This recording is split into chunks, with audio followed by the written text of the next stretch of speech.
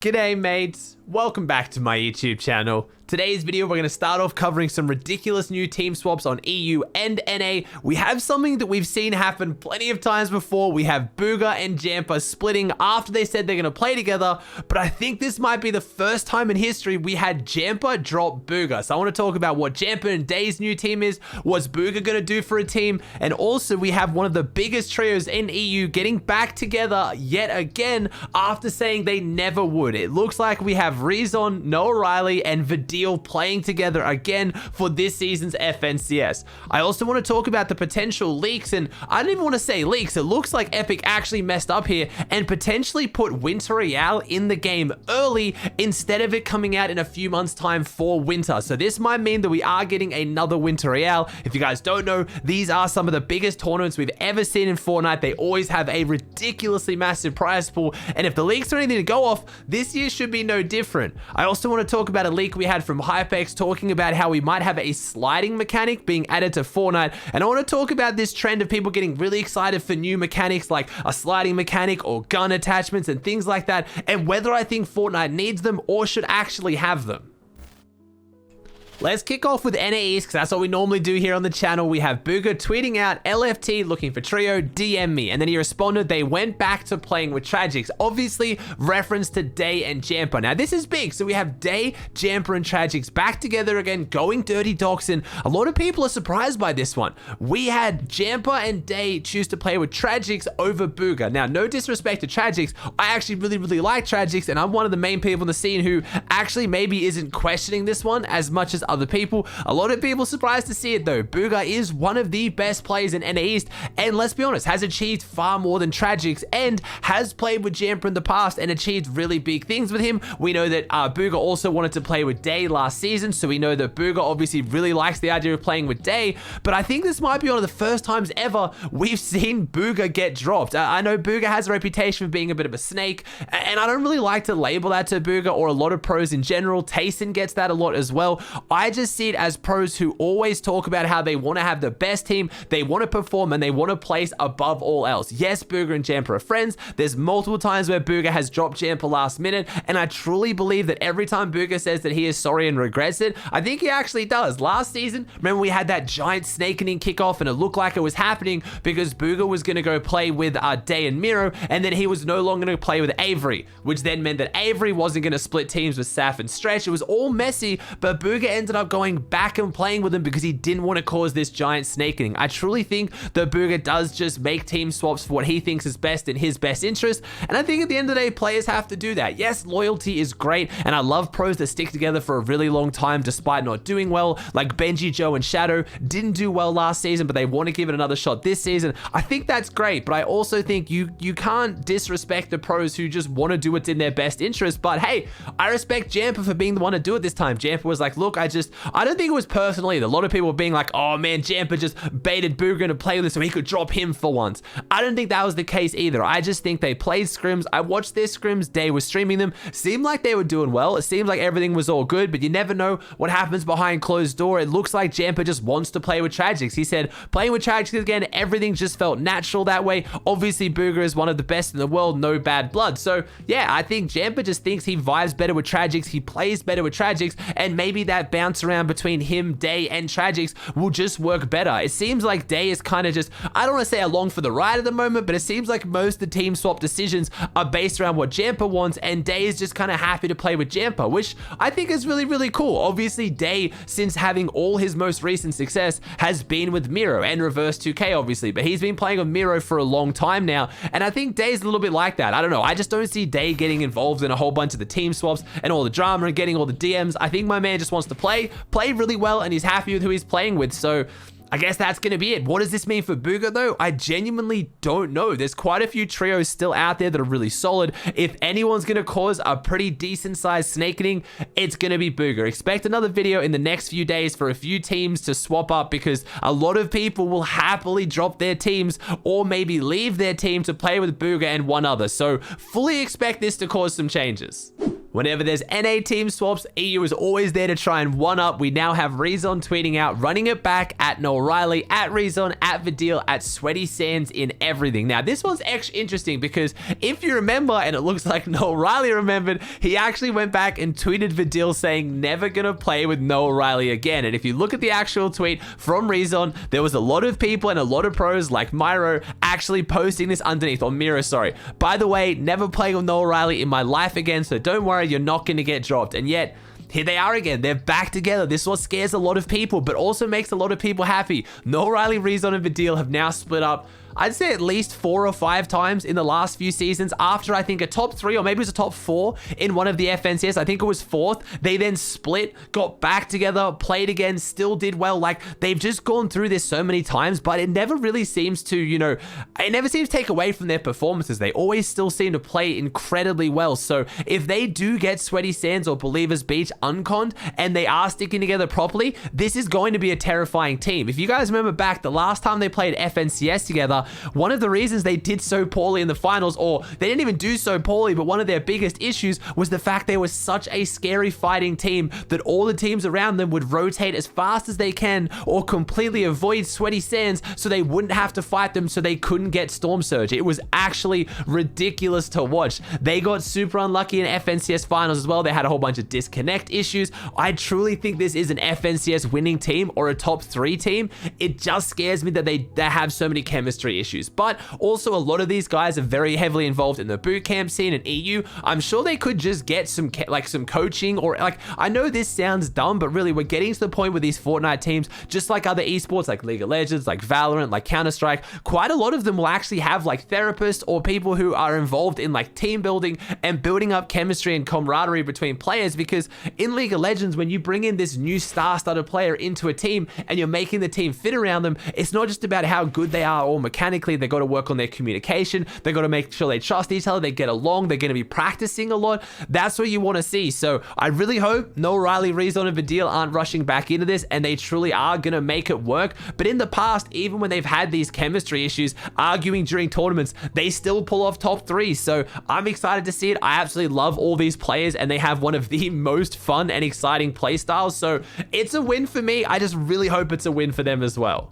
I didn't want to put this in the title or the thumbnail because I've already been talking about Mongraal a lot, but I did want to give you guys an update as a lot of you guys care. We did have a bit of a player swap. We have Mongraal and Fastrocky sticking together, but instead of playing with Amplify, who's now gone back to play with Matzo, we now have Nate, which is interesting because Mongraal's played with Nate in the past. They've done really, really well together, and from watching their scrims with Fastrocky, they performed just as well, if not better than what they did with Amplify. And I know that's crazy because, like I said, Mongraal won scrims, but these guys played scrims on stream for I think 10 hours. They played early Noble, then they played late night Noble, and they absolutely dominated in all of them. And I started watching it about 9 hours in when I was live on my stream. The vibes were so high. They were having so much fun. They were doing so insanely well. They were getting along. Then I went back in the VOD later for this video, and it was like that the whole time. It was really, really cool to see. So even more so than my last video when I was getting so excited for these big teams, I'm just as excited now, if not more.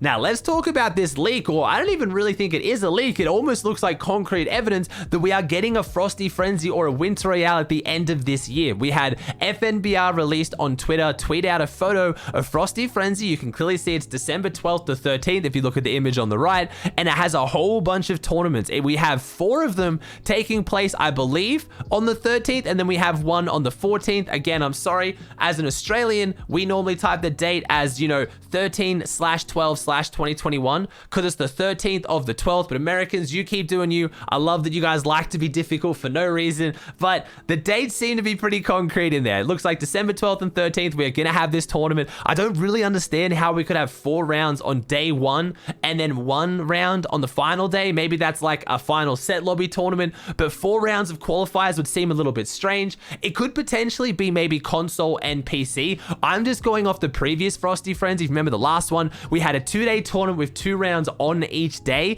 So maybe those 4 tournaments, maybe there's 2 that are console, 2 that are PC, and on the second day, it's a set lobby finals. I don't know. I'm just speculating here. I'm guessing on the back end, it potentially doesn't pick up whether you're PC versus console. I did actually ask FNBR Unreleased, where did you get this image from? They said it was on the non-live back end of the game. So what that means is a lot of this stuff is loaded into the game. They have placeholders and they don't actually set it live yet. The fact that it already has a date in the bottom right, I find really interesting. Like they've already made like a graphic for it. I guess all they gotta do is change the text. It's the same Frosty Frenzy as last time. Maybe they will change the image and this is just a placeholder. We saw that back in the day when we were getting leaks about like, the free-for-all box fight arena. It always had a different image to what it ended up having because they just threw it in there with some kind of a placeholder. But this is pretty exciting. I would love a Winter Royale style tournament. I mean, I've always said this and I feel like it's one of my, it's one of the things I've always talked about that people find the most strange.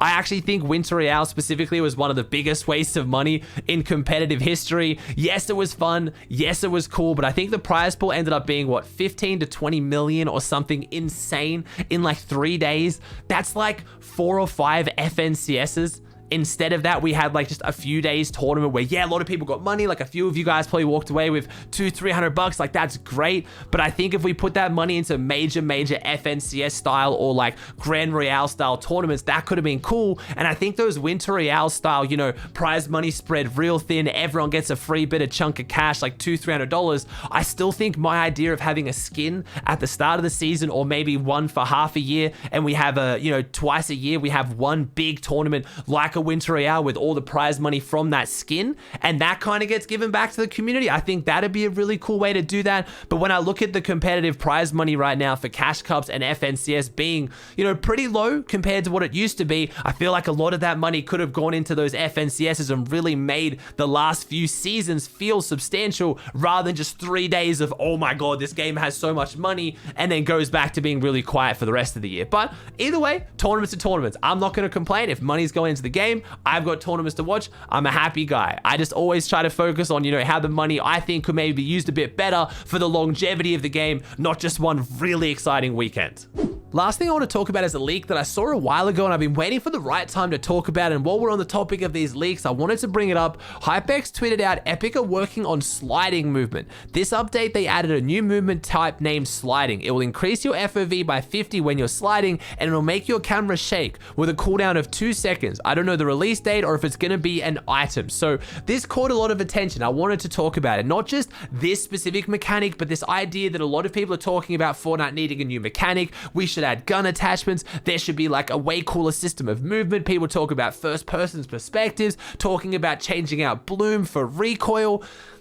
I think it all comes under the same category. It could be really, really great if it's done well, but it could also be the thing that kills Fortnite. And I know but you guys are sick of hearing that phrase, and I'm sick of hearing it as well. But genuinely, right now, where Fortnite's at this current season, the last few seasons, especially this season, game feels good. Some people won't like Fortnite. You probably have your friend who swears it's terrible. You probably have that guy who keeps playing it, but says the game's terrible and wants it to die for whatever reason. But most of you don't hate the game. You've never really gotten on and been like, this update is absolutely terrible. You might be like me, you get disappointed. I wish there was more map changes. I wish there was mythics. I don't like the shotguns, but the ultimate core elements of the game, the building, the editing, the shooting, you're probably still happy with, right? Like I think that's fair to say. And the only way I feel like a lot of people will just hate the game and cause it to really die overnight is if one of these kind of mechanics gets added in and they go wrong. Sliding could be great. Obviously sliding's in some of the best games. Warzone has a really cool sliding feature with the movement.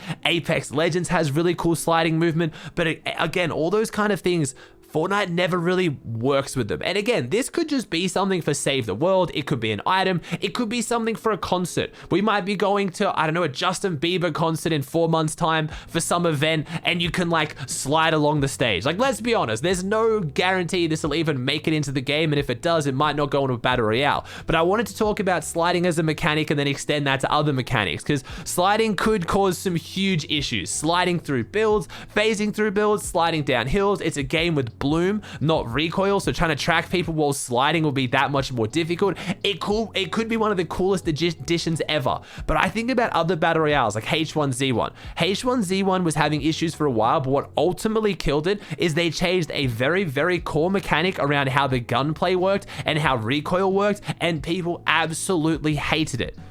Even if they revert that change quickly, the damage can already be done. Remember when Fortnite had that issue with turbo building? They tried to mess with how turbo building worked to try to switch up how wall taking, wasn't as ping dependent, which I think is a big topic, but then it could have killed the game. Like if they left that in, or if that was at a really bad time, like let's imagine that was, maybe at the end of a long season, people are already over the game, they had that in, they left it in for 3 to 4 days. Sometimes that damage alone can be irreversible for a game. Like let's say weapon mechanics. Let's add weapon attachments. I think that'd be really cool. I love games with weapon attachments. Apex Legends, PUBG, Warzone has it where you can preload them in, but it's cool. It lets you kind of customize your gun, but it also makes the game more complicated. Imagine you came to Fortnite. You've already got to deal with all the building, all the editing, all the new guns. You got to figure out the drop spots, and now when you pick up a gun, you've got an extended mag, you've got a silencer, you got to figure out what scope you want. Like Fortnite, it will become one of the hardest and most confusing games ever. It is already very hard for new players to get into. You don't want to make it any harder. So as much as I get really excited for these mechanics and they could be cool, they are always the thing that scares me the most about the game. So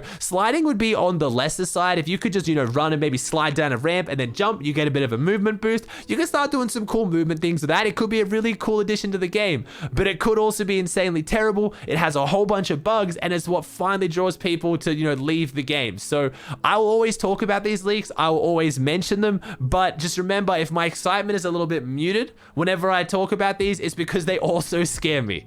Do I think sliding will even come to the battle royale? Probably not. Epic seems to be very smart about this. They seem to have the same mindset that I do. They seem to not really want to mess around with too many of the core mechanics of the games. I can't think the last time really any core mechanic changed.